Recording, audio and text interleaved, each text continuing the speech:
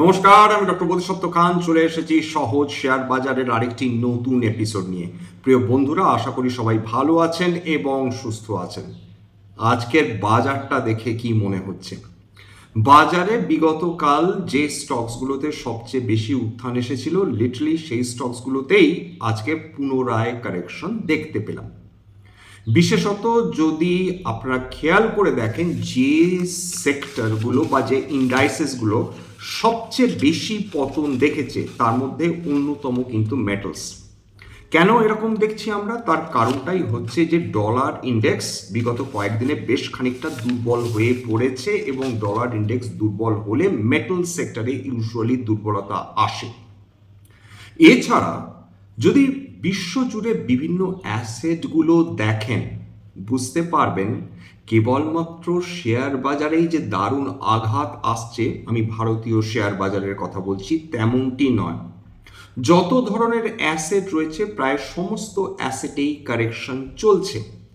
Cryptocurrency মার্কেটে বিগত 7 দিন ধরে একটা ক্রিপ্টোকারেন্সি প্রায় 20 থেকে 27% অবধি পতন দেখেছে। হ্যাঁ, বিটকয়েন ইথেরিয়ামের কথা বলছি না। আগে একটু ক্রিপ্টোটা বোঝার চেষ্টা করব। দেখুন, বিভিন্ন ক্রিপ্টো অ্যাসেটসগুলোর মধ্যে বা ক্রিপ্টো কারেন্সিগুলোর মধ্যে বিটকয়েন প্রায় 8%, ইথেরিয়াম প্রায় 12.5%, রিপল প্রায় 9.3%, চেনলিঙ্ক প্রায় 8.9%, সোলানা প্রায় 14.3%, এছাড়া আভালান্স প্রায় 20.9%। কেন এইগুলো নিয়ে আলোচনা করলাম? কারণ এরা প্রথম 50টা যদি ক্রিপ্টো কারেন্সি দেখেন তার মধ্যে অন্যতম। সুতরাং এইগুলোতে যদি বড় কারেকশন আসে তাহলে স্বাভাবিকভাবেই কল্পনা করুন যেখানে হাজারের উপর ক্রিপ্টো কারেন্সিজ রয়েছে সেখানে না জানি কি ধরনের পতন হতে পারে। এটা তো কেবল আমরা ক্রিপ্টোকারেন্সি মার্কেটের কথা বললাম। এইবার চলে আসি বিভিন্ন ধরনের অ্যাসেটের কথা। মেটালসের কথা তো আমি বললামই একটু আগে, এর মধ্যে সোনার কথা বিশেষভাবে বলতে হয়। সোনা বিগত 1 মাসে ভারতীয় মুদ্রায় প্রতি 10 গ্রামে 15,000 টাকার বেশি কারেকশন দেখে ফেলেছে এবং থ্যাঙ্কস যে আসন্ন আমেরিকার কনজিউমার প্রাইস ইন্ডেক্স ইনফ্লেশন বৃদ্ধি হওয়ার ভীতি, সেটা সোনা এবং তার সঙ্গে রূপোকে একই সঙ্গে প্রভাবিত করে চলেছে। যদি কোনো কারণে, এবং যেটা বিশেষজ্ঞরা মনে করছেন যে এর সম্ভাবনাই বেশি, যদি আমেরিকার ইনফ্লেশন কোনোভাবে বৃদ্ধি পায় তাহলে সেটা যথেষ্ট সম্ভাবনা রয়েছে যে আমেরিকার কেন্দ্রীয় ব্যাংক, ফেডারেল ব্যাংক, তারা ইন্টারেস্ট রেট কমাবার তো দূরের কথা, তারা ইন্টারেস্ট রেট বৃদ্ধি অবধি করতে পারে।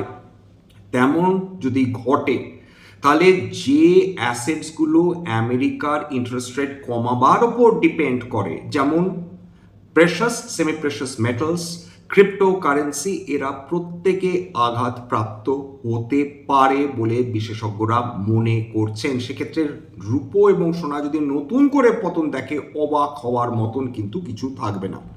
কপার অবশ্যই সোনা এবং রূপোর সঙ্গে লাগাতার পতন দেখে চলেছে এবং তার সঙ্গে অন্যান্য যে ইম্পর্টেন্ট মেটালস, অ্যালুমিনিয়াম বলুন, জিঙ্ক বলুন, তারাও কিন্তু লন্ডন মেটাল এক্সচেঞ্জে ক্রমাগত পতন দেখে চলেছে। ঠিক যে কারণে আজকে যদি মেটাল ইন্ডেক্স দেখেন, যদি বিএসসি মেটালসের কথা বলি, সেখানে অলরেডি 1.87% পতন দেখে ফেলেছে। বিগত কয়েকদিন ধরে মেটাল ইন্ডেক্স লাগাতার কারেকশন দেখে চলেছে।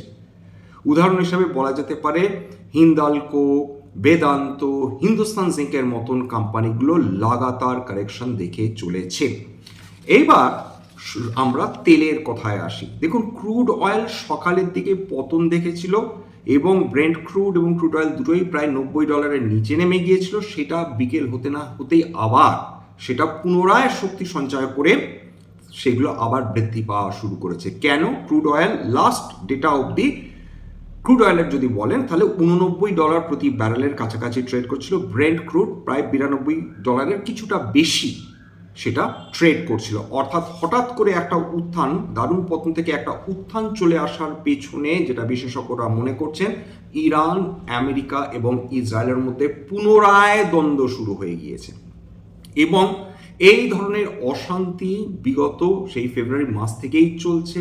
কখনো তার ইন্টেন্সিটি কমলে ক্রুড অয়েলের দাম কমছে, তার ইন্টেন্সিটি বৃদ্ধি পেলে ক্রুড অয়েলের দাম বৃদ্ধি পাচ্ছে। ফলত যেটা দাঁড়াচ্ছে, না স্বস্তিতে রয়েছেন সাধারণ ট্রেডার্সরা, না স্বস্তিতে রয়েছেন শর্ট টার্ম ইনভেস্টার্সরা। লং টার্ম ইনভেস্টার্সদের ক্ষেত্রে এইটা একটা অপরচুনিটি হলেও হতে পারে, যদিও নিফটি একটা শক্ত গাঁট হয়ে বসে রয়েছে ইন দ্য পজিটিভ সেন্স, যে নিফটি 23,000 ভেঙে না নিচে নামছে, না 23,000কে ছাড়িয়ে ওপরের দিকে উঠতে পারছে। রেঞ্জ বাউন্ড মুভমেন্ট আমরা বিগত বহু সপ্তাহ ধরে দেখে চলেছি।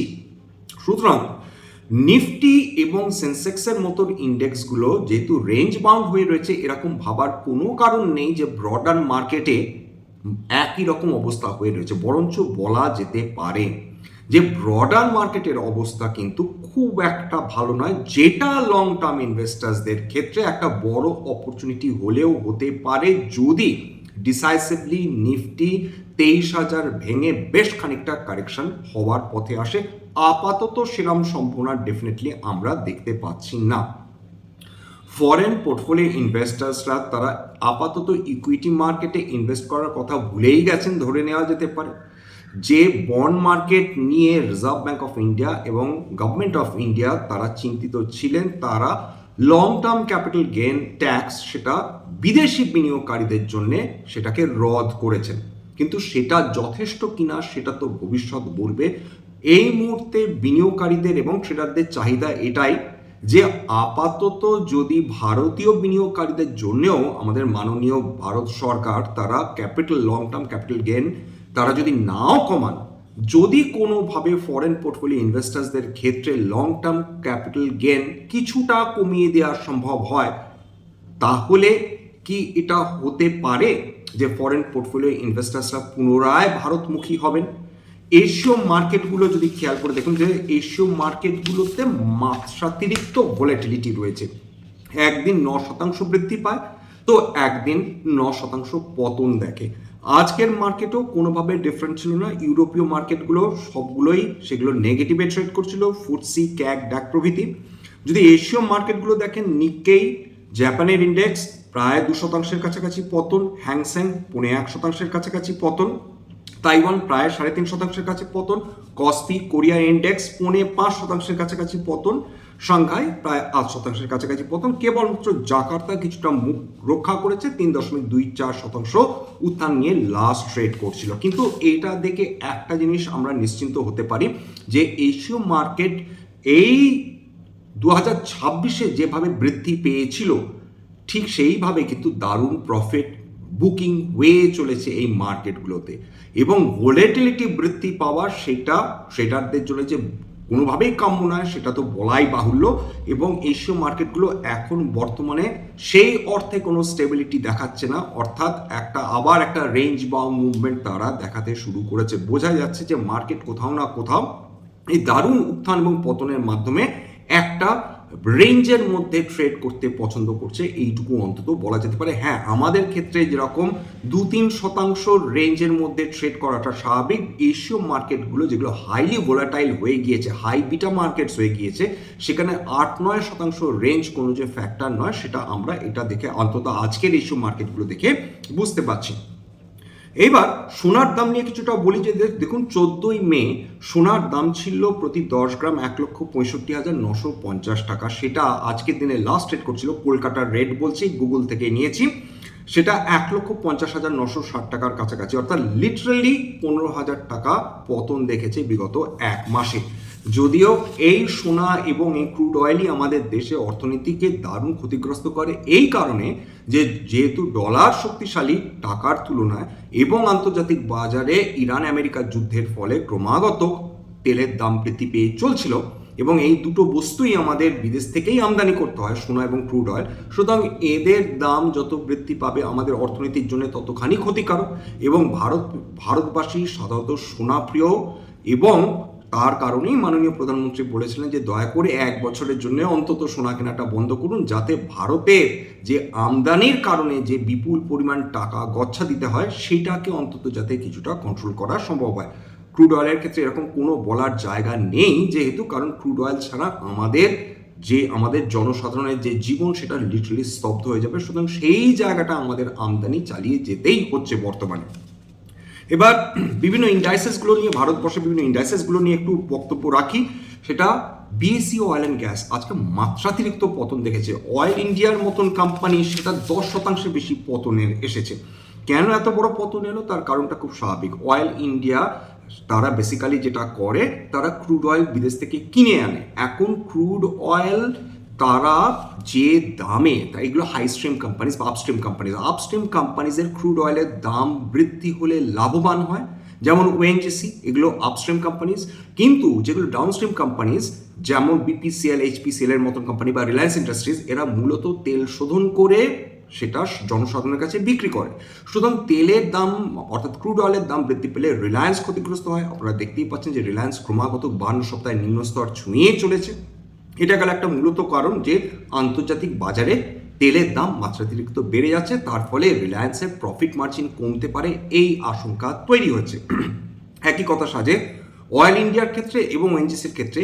বিগত কয়েকদিনে যেভাবে ব্রেন্ট ক্রুড এবং ক্রুড অয়েলের দাম কমে গিয়েছে, তার ফলে আপস্ট্রিম কোম্পানিজগুলো এখন ক্ষতিগ্রস্ত হচ্ছে। কেন? কারণ আপস্ট্রিম কোম্পানিজগুলো যেহেতু ক্রুড অয়েল সরাসরি বিক্রি করে, সুতরাং তেলের দাম কমলে তাদের অপারেটিং প্রফিট মার্জিন বা প্রফিট মার্জিন কমে যাওয়ার সম্ভাবনা থাকে।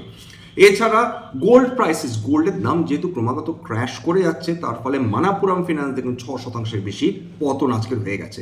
এছাড়া যত ক্যাপিটাল গুডস রয়েছে, হেভি ইঞ্জিনিয়ারিং রয়েছে, এছাড়া কনজিউমার ডিউরেবলস রয়েছে, তাদের অন্তর্গত যে কোম্পানিজগুলো যেমন ভেল, সেটা আজকের 4.5% পতন। বেশ কিছু ব্যাংক যেগুলো ইন্টারেস্ট রেট সেন্সিটিভ, যেমন ইন্ডিয়ান ব্যাংক 5.5% পতন, ইন্ডাসইন্ড ব্যাংক 4% বেশি পতন দেখে ফেলেছে। এছাড়া রিনিউয়েবল এনার্জি এবং এনার্জি ইকুইপমেন্টসগুলো নিয়ে যারা ডিল করে, যেমন হিতাচি এনার্জি 4.5%।